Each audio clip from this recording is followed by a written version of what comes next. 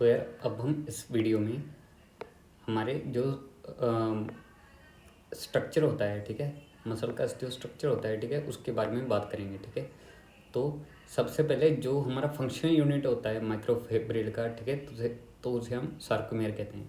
पर इसे समझने से पहले पहले हमें जेड डिस्क देखनी पड़ेगी। ठीक है, तो जैसे कि हमने पिछले डायग्राम में देखा था, जो हमारा ये सार्कोप्लाज्मिक रेटिकुलम यहाँ पर लिखा हुआ है, ठीक है, और ये जो हमारी मसल का बंडल होता है, ठीक है, तो इसका सबसे छोटा यूनिट हमारा माइक्रोफाइब्रिल होता है। ठीक है, और हमें इसका स्ट्रक्चर पढ़ना है। ठीक है, तो ये वाला हमारा फंक्शन, ये वाला हमारा सार्कोमेयर होता है। ठीक है, तो अब अगर हम देखें, ठीक है, तो जैसे कि आपको ये जिगजैग प्रोटीन दिख रहा होगा। ठीक है, तो ये जो जिगजैग प्रोटीन है ये पिंक लाइन में दिख रहा है। ठीक है, तो इसे हम हमारी जेड लाइन कहते हैं। ठीक है, तो ये वाली जिगजैग प्रोटीन हो गया हमारा जेड लाइन। ठीक है, तो ये वाला हमारा जेड लाइन हो गया। ठीक है, तो अब जेड डिस्क क्या होता है, जिगजैग प्रोटीन होता है। ठीक है, और ये किस किस चीज़ का बना होता है, ये फिलामेंटस प्रोटीन का बना होता है, जिसे हम अल्फा एक्टिनिन कहते हैं। ठीक है, और सार्कोमेयर क्या होता है, ठीक है, ये एक तो फंक्शन यूनिट ऑफ माइक्रोफिब्रिल होगा, और ये डिस्टेंस होता है from one G disc to other D G disc. ठीक है, तो यहाँ से लेकर हमारा दूसरी जेड डिस्क तक जो डिस्टेंस होगा, ठीक है, तो उसे हम सार्कोमेयर कहेंगे। ठीक है, तो ये जिगजैग प्रोटीन हमारा जी डिस्क हो गया, और एक जी डिस्क से दूसरे जी डिस्क तक हमारा जो डिस्टेंस होता है उसे हम सार्कोमेयर कहते हैं। ठीक है, तो ये हमने दो स्ट्रक्चर देख लिए। अब हम बात करते हैं तीसरे स्ट्रक्चर, जो कि हमारा थिक फिलामेंट होता है। ठीक है, तो थिक फिलामेंट क्या होता है, ये जो हम रेक्टेंगुलर सा बॉक्स देख रहे हैं रेड कलर का, ठीक है, तो ये हमारा थिक फिलामेंट होता है। ठीक है, तो ये वाला सारा हमारा थिक फिलामेंट होगा, और ये मायोसिन फिलामेंट से बना होता है। ठीक है, तो ये हमारा थिक फिलामेंट हो गया, और अब हम एक ब्लू प्रोटीन देखते हैं जिसका नाम होता है टाइटिन। ठीक है, तो ये वाला जो ये हमारा थिक फिलामेंट हो गया, और ये वाला जो हमारा ब्लू सा प्रोटीन है, ठीक है, तो इसे हम कहते हैं टाइटिन। ठीक है, और इसका फंक्शन क्या होता है, ठीक है, तो ये क्या करता है, ये थिक फिलामेंट और जी डिस्क को पकड़ने में हेल्प करता है। ठीक है, एक दूसरे को एंकर करके रखता है। ठीक है, तो ये थिक फिलामेंट को जी डिस्क के साथ कनेक्ट करता है, और ये हेल्प करता है हमारे थिक फिलामेंट को स्टेबलाइज करने में। ठीक है, तो ये स्टेबलाइज करने में हेल्प करता है जी डिस्क। ठीक है, तो एक तो ये जी डिस्क के साथ अटैच होता है। ठीक है, और एक ये हमारे एम लाइन के साथ भी अटैच होता है। ठीक है,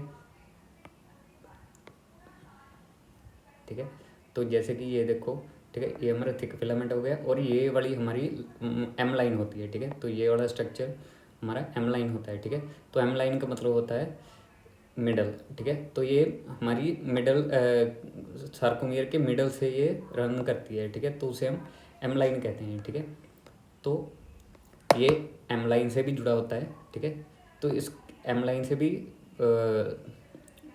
ये हमारा टाइटन प्रोटीन जुड़ा होता है, ये वाला। ठीक है, ये तो ये थिक फिलामेंट को एम लाइन से जोड़कर स्टेबलाइज करता है। ठीक है, तो ये दोनों तरह से इसे स्टेबलाइज करता है। ठीक है, थिक प्रोटीन को टाइटन हमारा। ठीक है, और अगर हम एम लाइन देखें, ठीक है, तो ये हमने देख ही ली, ये मिडल से रन करती है सार्कोमियर से। ठीक है, और इसका भी स्टेबलाइज का काम होता है थिक फिलामेंट को। ठीक है, और इसमें कुछ प्रोटीन्स होते हैं। ठीक है, एम लाइन में कुछ प्रोटीन्स होते हैं जिससे हम, जिनका नाम होता है मायोमाइसिन सी प्रोटीन और क्रेटिनिन काइनेज। ठीक है, और creatinine kinase mainly functional enzyme होता है। ठीक है, तो ये हमारे जब हम मसल का मेटाबॉलिज्म देखते हैं तो उसमें काम आता है। ठीक है, तो हमने अब कौन कौन से स्ट्रक्चर देख लिए। ठीक है, ये हमारा जेड लाइन होता है। ठीक है, जेड लाइन, और ये भी जेड लाइन होता है। ठीक है, और इनके बीच में जिस इन दोनों के डिस्टेंस को हम सार्कोमेयर कहते हैं, जो कि फंक्शन यूनिट होता है। ठीक है, और ये हमारा रेड में थिक फिलामेंट होता है, जो कि हमारा टाइटन के प्रोटीन के साथ जेड लाइन से जुड़ा होता है। ठीक है, और एम लाइन, ये बीच में से सार्कोमेयर के बीच में से हमारी एम लाइन गुजरती है। ठीक है, और ये 3 प्रोटीन से बनी होती है। ठीक है, अब हम बैंड्स के बारे में देख लेते हैं। ठीक है, तो हमारे पास 2 तरह के बैंड होते हैं, ए बैंड और आई बैंड। ठीक है, और ए का मतलब होता है एनाइसोट्रॉपिक, या अगर हम इन्हें कहें ये डार्क बैंड होते हैं, ठीक है।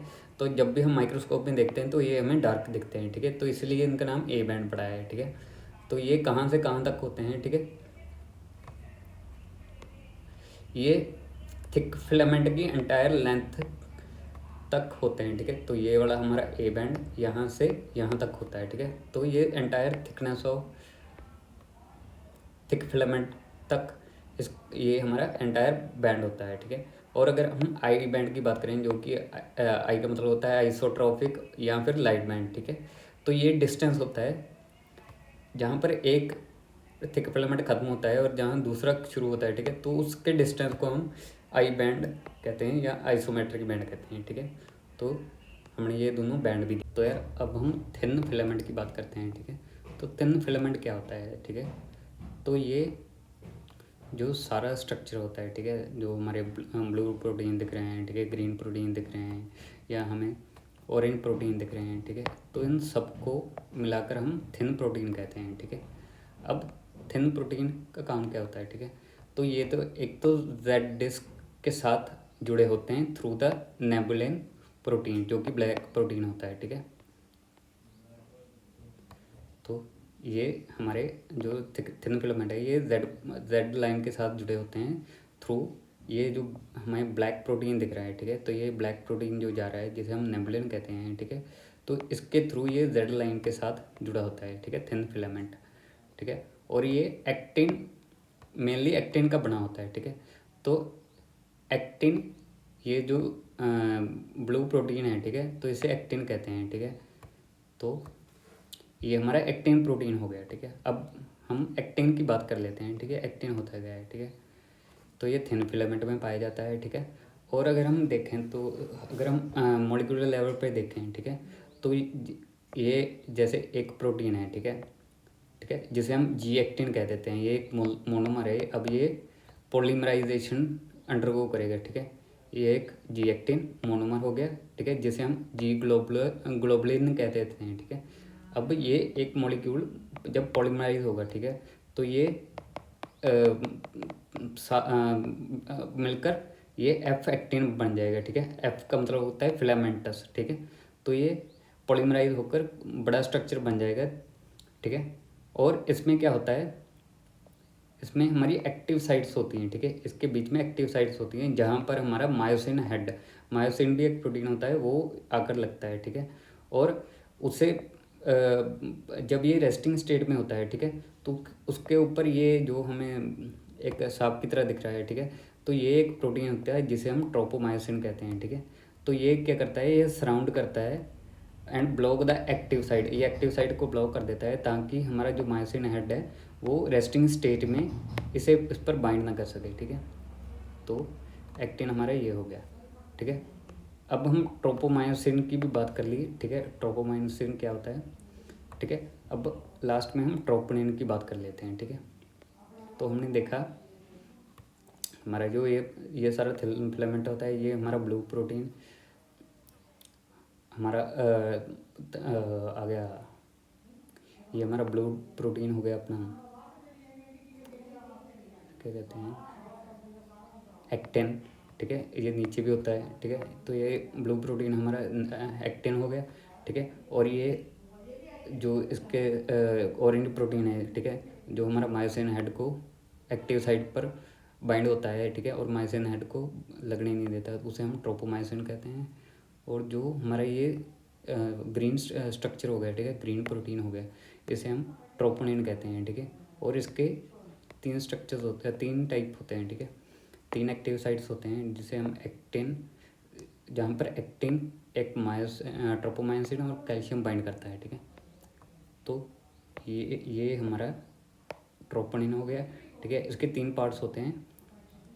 एक तो यहाँ पर एक पार्ट में तो हमारा एक्टिन लगता है, ठीक है, एक्टिन बाउंड होता है, ठीक है। दूसरी साइड पर हमारा ट्रोपोमायोसिन बाइंड होता है और तीसरी साइड पर इसका हमारा कैल्शियम आकर लगता है, ठीक है। जहाँ पर कैल्शियम आकर लगता है तो उसे हम TNC कह देते हैं, ठीक है, ट्रोपोनिन सी, ठीक है। यहाँ पर जो ट्रोपोमायोसिन लगता है तो उसे हम ट्रोपोनिन TNT कह देते हैं, ठीक है। और क्योंकि यहाँ पर टी और टी और कैल्शियम के साथ सी, ठीक है। अब TNI होता है एक्टिन के साथ, यहाँ पर ए नहीं होता क्योंकि आई का मतलब होता है इनहिबिटरी, ठीक है। तो जब हम न्यूरोमस्कुलर जंक्शन पढ़ेंगे तब हमें इसका पता लगेगा कि इसे हम TNI क्यों कहते हैं, ठीक है। तो ट्रोपोनिन का हमने देख लिया सब पार्ट्स कितने होते हैं, ठीक है। और इसका क्लिनिकल सिग्निफिकेंस क्या होता है, ठीक है। Troponin is the good marker for heart damage, ठीक है। तो जब भी हमें कोई मान लो मायोकार्डियल इन्फार्क्शन होती है, ठीक है, तो जब हम ब्लड टेस्ट कराते हैं, ठीक है, तो इनमें से कोई भी प्रोटीन हमारे ब्लड स्ट्रीम में लीक आउट होने लग जाता है, ठीक है। तो ये एक मार्कर होता है कि पता लगाने के लिए डिफरेंशियल डायग्नोसिस कि हमें मायोकार्डियल इन्फार्क्शन तो नहीं है, ठीक है। तो यार अब हम मायोसिन की बात कर लेते हैं, ठीक है। तो मायोसिन कहाँ होता है, ठीक है। तो मायोसिन हमारा, तो ये जो हमारा थिक फिलामेंट है, ठीक है, तो ये वाला प्रोटीन हमारा मायोसिन होता है, ठीक है। तो ये एक साइड पे थिक फिलामेंट के साथ अटैच है और एक साइड पे ये थिन फिलामेंट के साथ अटैच है, ठीक है। तो अब होगा क्या, मायोसिन के 3 पार्ट्स होते हैं, ठीक है। इसकी एक टेल होती है, एक नेक होता है और एक हेड होता है, ठीक है।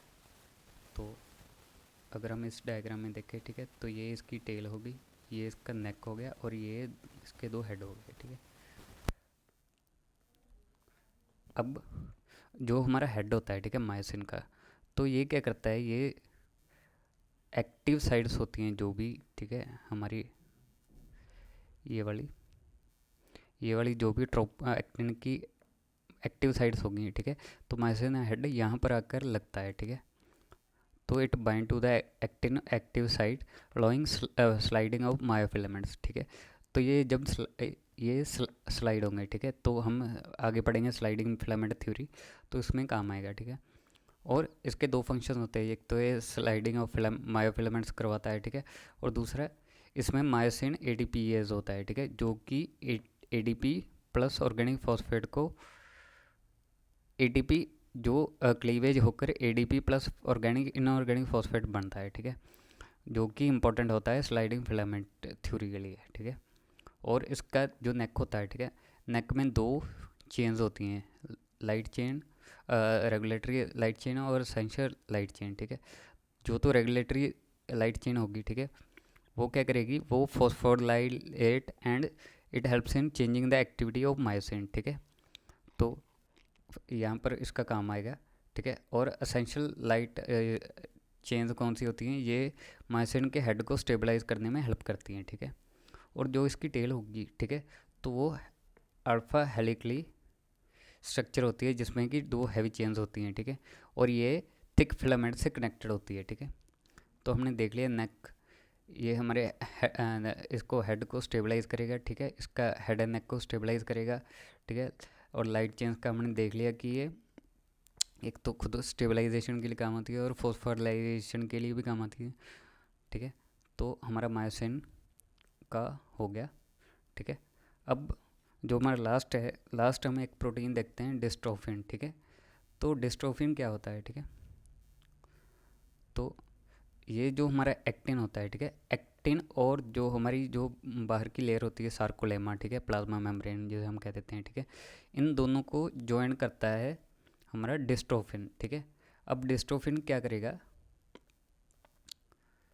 जो हमारा डिस्ट्रोफिन होगा, ठीक है, ये एक्टिन और सार्कोलेमा को बाइंड करता है थ्रू प्रोटीन कॉम्प्लेक्स, ठीक है। और जो ये प्रोटीन कॉम्प्लेक्स है ये अगेन एक्स्ट्रा सेलुलर मैट्रिक्स को बाइंड करता है, ठीक है। तो ये वाला प्रोटीन हमारा अगेन ये हमारा एक्स्ट्रा सेलुलर मैट्रिक्स हो गया, ठीक है। तो ये प्रोटीन कॉम्प्लेक्स बनाएंगे जो कि अगेन हमारा एक्स्ट्रा सेलुलर मैट्रिक्स को स्टेबलाइज करेगा, ठीक है। तो अब होता क्या है, ठीक है, जब ये हमारा किसी भी तरह की म्यूटेशन होती है डिस्ट्रोफिन जीन में, ठीक है, उसमें क्या होता है, जो हमारा डिस्ट्रोफिन होता है या तो वो एब्सेंट हो जाता है या डिसफंक्शन करने लग जाता है, ठीक है, जिसकी वजह से हमें एक डिजीज़ होती है जिसे हम मस्कुलर डिस्ट्रोफी कहते हैं, ठीक है। और मस्कुलर डिस्ट्रोफी 2 टाइप्स की होती है, Duchenne type and baker type, ठीक है। तो ड्यूशेन में क्या होगा, एक तो ये जो हमारी होगी ये एक्सलेंस रिसेसिव डिसऑर्डर होता है जो कि मोर कॉमन होता है मेल्स में, क्योंकि उनमें एक ही एक्स क्रोमोसोम प्रेजेंट होता है, ठीक है। तो इसके लिए ये मेन में होगा। और अगर हम ड्यूशेन और बेकर में भी देखें तो ड्यूशेन ज़्यादा सवियर होता है, क्योंकि ज़्यादा सवियर होता है, और बेकर लेस सवियर होता है। और ये डेवलप होता है 5 to 6 ईयर्स ऑफ एज, और ये 10 to 20 ईयर्स ऑफ एज होता है, ठीक है। और इसमें या तो डिस्ट्रोफिन बनता ही नहीं है, ठीक है। और वो किस कारण नहीं बनता है, या तो हमें नॉनसेंस म्यूटेशन हो जाती है या फ्रेम शिफ्ट म्यूटेशन हो जाती है, ठीक है।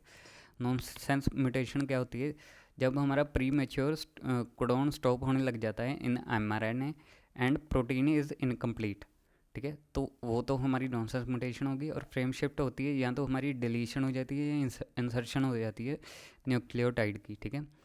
तो इससे हमारा ड्यूशेन टाइप बनता है। और बेकर में क्या होता है, बेकर एक तो 10 to 20 ईयर्स की एज में बनता है, और ये होता क्यों है, मिसफोल्डेड प्रोटीन से, ठीक है। इसमें क्या होता है, जो हमारी मिससेंस म्यूटेशन होती है, ठीक है, उसमें क्या होता है, जो हमारी अमीनो एसिड का सब्सटीट्यूशन होता है, ठीक है, हमारी अमीनो एसिड सब्सटीट्यूट हो जाती है, जिससे कि हमारे प्रोटीन की शेप चेंज हो जाती है। और अगर प्रोटीन की अगर शेप चेंज होती है तो चेंज इन फंक्शन हो जाता है, ठीक है।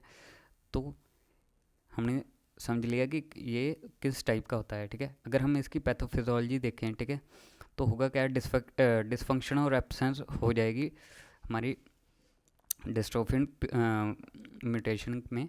और क्या होगा, जो हमारा सेल मेम्ब्रेन को ये एंकर नहीं कर पाएगा, ठीक है।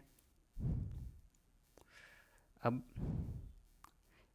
ये चीज़ हमारी एब्सेंट हो गई, ठीक है। अब ये क्या होगा, ये जो हमारी प्लाज्मा मेम्ब्रेन है, ठीक है, वो नीचे आने लग जाएगी, क्योंकि अब ये नहीं है तो ये स्टेबलाइज नहीं होगी, ठीक है। तो अब ये नीचे आएगी हमारी प्लाज्मा मेम्ब्रेन सेल के पास, ठीक है। और मेम्ब्रेन नीचे आएगी और वो ये ब्रेक होना स्टार्ट कर देगी, ठीक है। तो और इसके बाद जो भी हमारे सेल्स में आयरन, प्रोटीन, एंजाइम होते हैं, ठीक है, तो वो अंदर बाहर जाना शुरू कर देंगे। और जो हमारा मसल सेल होगा, ठीक है, वो फाइब्रस और फैटी टिश्यू से गिरने लग जाएगा, क्योंकि ये ख़त्म हो रहा है, ठीक है।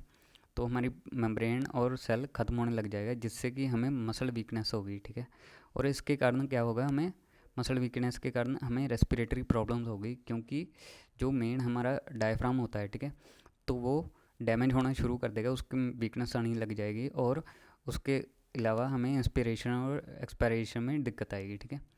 और अगर हम इन डिजीज़ की मैनेजमेंट की बात करें, ठीक है, तो इसका अभी तो कोई ट्रीटमेंट नहीं है, पर हम इसमें फिज़ियोथेरेपी कर सकते हैं, ताकि पेशेंट की क्वालिटी ऑफ लाइफ इम्प्रूव हो सके।